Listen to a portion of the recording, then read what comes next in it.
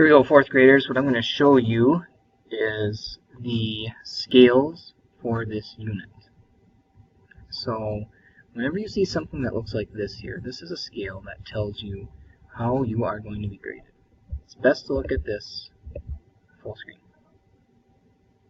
So we look at this stuff up here. This is more for me. This is how I grade you on your progress reports.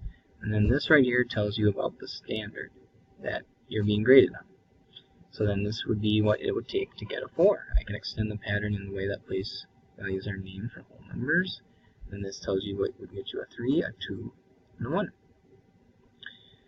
And your grades, as I've said before, are not final. So you may get a 2 on some sort of assignment or test, but you can review the content and you can work your way up to a 4, and this tells you what you would need to do that. So anytime you see something like this, take your time, read through it, and then make sure that you understand it. This is what you should be aiming for. This is considered the end of the year goal.